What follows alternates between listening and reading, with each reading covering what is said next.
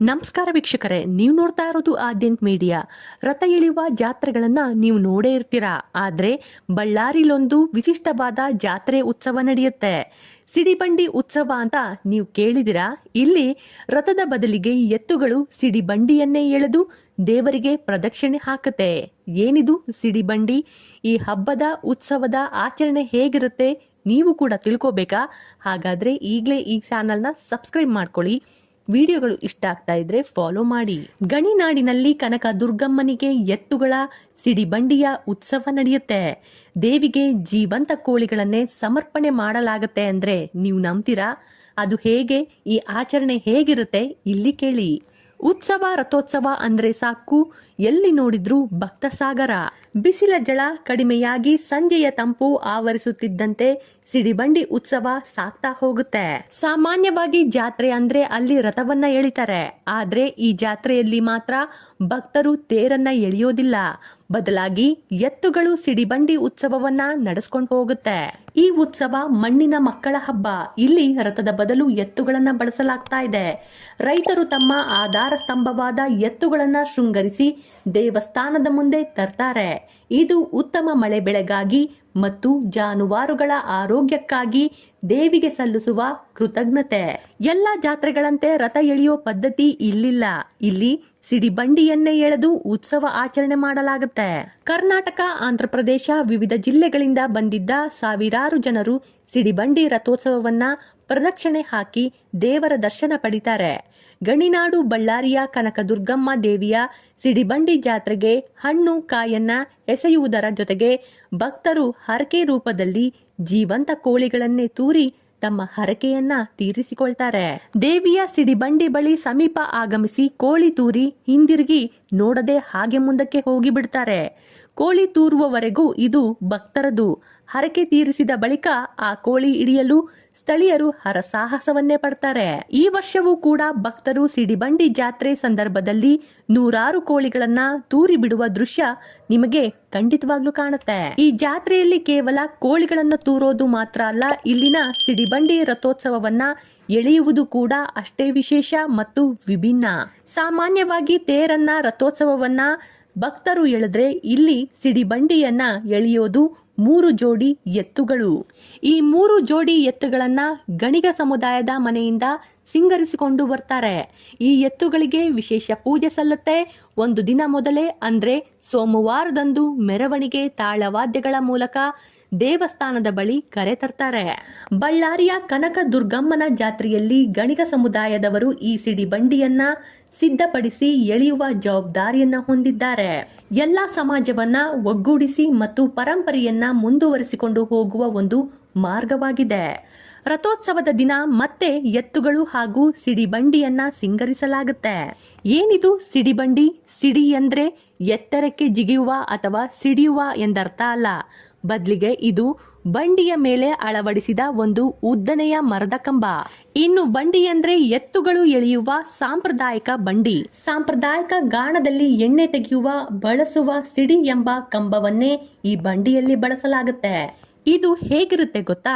ಒಂದು ದೊಡ್ಡ ಬಂಡಿಯ ಮೇಲೆ ಸುಮಾರು 40 ಅಡಿ ಎತ್ತರದ ಭದ್ರವಾದ ಮರದ ಕಂಬವನ್ನ ನಿಲ್ಲಿಸಿರ್ತಾರೆ. ಆ ಕಂಬದ ತುದಿಗೆ ಮತ್ತೊಂದು ಅಡ್ಡ ಮರವನ್ನ ಜೋಡಿಸಿರ್ತಾರೆ.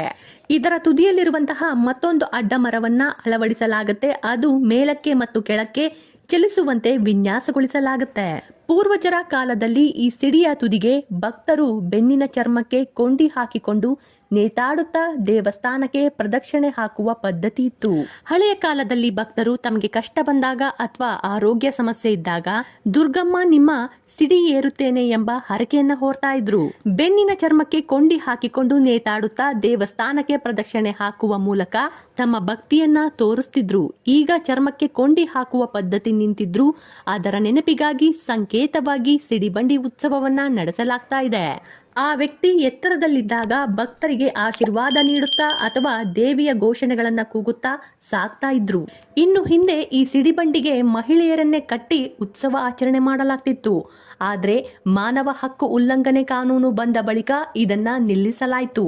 ಅದರ ಬದಲು ಸಿಡಿಬಂಡಿಗೆ ಗೊಂಬೆಗಳನ್ನ ಕಟ್ಟಿ ಸಿಡಿಬಂಡಿ ಉತ್ಸವವನ್ನ ಎಳೆಯಲಾಗ್ತಾ ಇದೆ. ಈ ಜಾತ್ರೆಯಲ್ಲಿ ಸಿಡಿಬಂಡಿಯ ತುದಿಗೆ ಕಟ್ಟುವ ಗೊಂಬೆಗಳು ದುಷ್ಟಶಕ್ತಿಯ ಸಂಕೇತವಾಗಿದೆ. ಇದನ್ನ ಬಂಡಿಯ ಮೇಲೆ ಕೂತು ದೇವಸ್ಥಾನ ಸುತ್ತ 3 ಬಾರಿ ಪ್ರದಕ್ಷಿಣೆ ಹಾಕುವ ಮೂಲಕ ಲೋಕದ ಕೆಡುಕು ದೂರವಾಗಲಿ ಎಂದು ಆಚರಣೆ ಮಾಡಲಾಗ್ತಾ ಇದೆ. ದೇವಸ್ಥಾನದ ಸುತ್ತ 3 ಬಾರಿ ಸಿಡಿಬಂಡಿ ಪ್ರದಕ್ಷಿಣೆ ಹಾಕುವುದಕ್ಕೆ ತನ್ನದೇ ಆದ ಅರ್ಥ ಇದೆ. ಮೊದಲ ಸುತ್ತು ಊರಿನ ಕ್ಷೇಮಕ್ಕಾಗಿ, 2ನೇ ಸುತ್ತು ಉತ್ತಮ ಮಳೆ ಮತ್ತು ಬೆಳೆಗಾಗಿ, 3ನೇ ಸುತ್ತು ಭಕ್ತರ ವೈಯಕ್ತಿಕ ಕಷ್ಟಗಳ ನಿವಾರಣೆಗಾಗಿ 40 ಅಡಿ ಎತ್ತರದ ಮರದ ದಿನ್ನೆಗೆ ಗೊಂಬೆಗಳನ್ನ ಕಟ್ಟಿ ಕನಕದುರ್ಗಮ್ಮ ದೇವಸ್ಥಾನವನ್ನ 3 ಸುತ್ತು ಪ್ರದಕ್ಷಿಣೆ ಹಾಕಲಾಗುತ್ತೆ. ಸಿಡಿಬಂಡಿ ದೇವಸ್ಥಾನದ ಸುತ್ತ 3 ಸುತ್ತು ಹಾಕೋದ್ರಿಂದ ಗ್ರಾಮಕ್ಕೆ ಬಂದಿರುವಂತಹ ಪ್ಲೇಗ್, ಕಾಲರ, ಸಾಂಕ್ರಾಮಿಕ ರೋಗಗಳು ಅಥವಾ ದುಷ್ಟ ಕಣ್ಣುಗಳು ದೂರವಾಗುತ್ತವೆ ಎಂಬುದು ಜನರ ಅಚಲ ನಂಬಿಕೆ. ಈ ಸಿಡಿಬಂಡಿ ಸುಗಮವಾಗಿ ಪ್ರದಕ್ಷಿಣೆ ಹಾಕಿದ್ರೆ ಈ ವರ್ಷ ನಾಡಿಗೆ ಸಮೃದ್ಧಿ ಮತ್ತು ಸುಭಿಕ್ಷೆ ಉಂಟಾಗುತ್ತೆ ಎಂಬುದು ಭಕ್ತರ ದೃಢ ವಿಶ್ವಾಸ. ಪುರಾಣಗಳ ಪ್ರಕಾರ ಗ್ರಾಮ ದೇವತೆಗಳು ದುಷ್ಟ ರಾಕ್ಷಸರನ್ನ ಸಂಹಾರ ಮಾಡಿದ ವಿಜಯೋತ್ಸವದ ನೆನಪಿಗಾಗಿ ಇಂತಹ ಸಾಹಸಮಯ ಆಚರಣೆಗಳನ್ನ ಮಾಡಲಾಗ್ತಾ ಇದೆ. ಸಿಡಿಬಂಡಿಯ ಮೇಲೆ ಕುಳಿತ ವ್ಯಕ್ತಿಯ ವೀರ ಅಥವಾ ದೇವತೆಯ ಪ್ರತಿನಿಧಿ ಎಂದು ಪರಿಗಣಿಸಲಾಗ್ತಾ ಇದೆ. ಬಳ್ಳಾರಿ ಎಂಬ ಹೆಸರು ದೇವಿಯ ಹೆಸರಲ್ಲಿರುವಂತಹ ಬಲಾರಿ ಅಥವಾ ಭಟ್ಟಾರಿಕಾ ದುರ್ಗಾ ಎಂಬ ಪದದಿಂದ ಬಂದಿದೆ ಎಂದು ನಂಬಲಾಗುತ್ತೆ. ಪ್ರಾಚೀನ ಕಾಲದಲ್ಲಿ ದೇವಿಯನ್ನ ಬಲಾರಿ ಅಥವಾ ಭಟ್ಟಾರಿಕಾ ದುರ್ಗಾ ಎಂದು ಕರೀತಾ ಇದ್ರಂತೆ. ಇದೇ ಹೆಸರು ಕಾಲಾನಂತರ ಬಳ್ಳಾರಿ ಎಂಬ ಹೆಸರಿನಿಂದ ಮಾರ್ಪಾಡಾಗಿದೆ. ಬಳ್ಳಾರಿ ನಗರಕ್ಕೆ ಆ ಹೆಸರು ಬರಲು ಈ ದೇವಿಯ ಕಾರಣ ಎಂಬ ನಂಬಿಕೆ ಕೂಡ ಇದೆ. ಈಕೆಯನ್ನ ಬಳ್ಳಾರಿ ನಗರದ ರಕ್ಷಕ ದೇವತೆ, ಗ್ರಾಮ ದೇವತೆ ಎಂದು ಪೂಜಿಸಲಾಗ್ತಾ ಇದೆ. ಸುಮಾರು 500 ವರ್ಷಗಳಿಗಿಂತಲೂ ಹಳೆಯ ಇತಿಹಾಸ ಈ ದೇವಸ್ಥಾನಕ್ಕಿದೆ. ಇದನ್ನ ವಿಜಯನಗರ ಕಾಲದ ದ್ರಾವಿಡ ಶೈಲಿಯ ವಾಸ್ತುಶಿಲ್ಪದಲ್ಲಿ ನಿರ್ಮಿಸಲಾಗಿದೆ. ಸ್ಥಳೀಯ ಪುರಾಣಗಳ ಪ್ರಕಾರ ಕನಕದುರ್ಗಮ್ಮ ಮತ್ತು ಕೋಟೆ ಮಲ್ಲೇಶ್ವರ ನಡುವೆ ಅಕ್ಕ ತಮ್ಮನ ಸಂಬಂಧವಿದೆ. ಆದ್ರಿಂದಲೇ ಈ 2 ದೇವಸ್ಥಾನಗಳ ಜಾತ್ರೆಗಳು ಒಂದೇ ಕಾಲಘಟ್ಟದಲ್ಲಿ ಸಡಗರದಿಂದ ನಡೆಯುತ್ತೆ. ನೀವಿಲ್ಲಿ ಇನ್ನೊಂದು ವಿಷಯನ ಗಮನಿಸಿದಿರಾ? ಸಾಮಾನ್ಯವಾಗಿ ಜಾತ್ರೆ ರಥೋತ್ಸವ ಅಂದ್ರೆ ಪ್ರಾಣಿ ಬಲಿಯನ್ನ ಕೊಡ್ತಾರೆ ಅಥವಾ ಪ್ರಾಣಿಗಳಿಗೆ ಹಿಂಸೆಯನ್ನ ಕೊಡ್ತಾರೆ. ಇಲ್ಲಿ ಜೀವಂತ ಕೋಳಿಗಳನ್ನ ಆ ಬಂಡಿಗೆ ತೂರಿ ಬಿಡ್ತಾರೆ. ಅಂದ್ರೆ ಪ್ರಾಣಿ ಬಲಿಗಿಂತ ಭಿನ್ನವಾಗಿ ದೇವಿಗೆ ಜೀವಂತವಾಗಿ ಸಮರ್ಪಣೆ ಮಾಡೋದು ಇಲ್ಲಿನ ಸಂಪ್ರದಾಯ. ಪಾಲ್ಗುಣದ ಶುಕ್ಲ ಪಕ್ಷದ ಕೊನೆಯ ಮಂಗಳವಾರದಂದು ಬಳ್ಳಾರಿಯ ಪ್ರಧಾನ ದೇವತೆ ಕನಕದುರ್ಗಮ್ಮನ ಭಕ್ತರು ನಡೆಸುವ ವಾರ್ಷಿಕ ಆಚರಣೆ ಇದು. ಈ ದೇವಸ್ಥಾನವನ್ನ ನೀವು ಖಂಡಿತವಾಗ್ಲೂ ಒಮ್ಮೆ ನೋಡಲೇಬೇಕು. ನಿಮಗೆ ಟೈಮ್ ಸಿಕ್ಕರೆ ಖಂಡಿತವಾಗ್ಲೂ ಈ ದೇವಸ್ಥಾನಕ್ಕೆ ವಿಸಿಟ್ ಮಾಡಿ. ನೀವು ಮುಂಚೆನೆ ವಿಸಿಟ್ ಮಾಡಿದ್ರೆ ನನ್ನ ಕಮೆಂಟ್ ಸೆಕ್ಷನ್ ನಲ್ಲಿ ದೇವಸ್ಥಾನ ಹೇಗಿದೆ ಅಂತ ತಿಳಿಸ್ಕೊಡಿ. ಸಾಮಾನ್ಯವಾಗಿ ಜಾತ್ರೆಗಳಲ್ಲಿ ರಥ ಎಳೆಯುವುದು ವಾಡಿಕೆ. ಆದ್ರೆ ಸಿಡಿಬಂಡಿ ಉತ್ಸವ ಕೃಷಿ ಸಂಸ್ಕೃತಿ ಮತ್ತು ಕಾಯಕ ವರ್ಗದ ಶಕ್ತಿಯನ್ನ ಪ್ರತಿನಿಧಿಸುವ ಸಂಕೇತವಾಗಿದೆ. ಇದು ಭಕ್ತರ ಹರಕೆ ಮತ್ತು ದೇವರಿಗೆ ಸಲ್ಲಿಸುವ ಸೇವೆ ಎಂದು ನಂಬಲಾಗುತ್ತೆ. ನನ್ನ ವಿಡಿಯೋಗಳು ನಿಮಗೆ ಇಷ್ಟ ಆಗ್ತಾ ಇದ್ರೆ ಲೈಕ್ ಮಾಡಿ, ಶೇರ್ ಮಾಡಿ. ಆದ್ಯಂತ್ ಮೀಡಿಯಾ ಚಾನಲ್ನ ಈಗಲೇ ಸಬ್ಸ್ಕ್ರೈಬ್ ಮಾಡ್ಕೊಳ್ಳಿ. ಧನ್ಯವಾದಗಳು.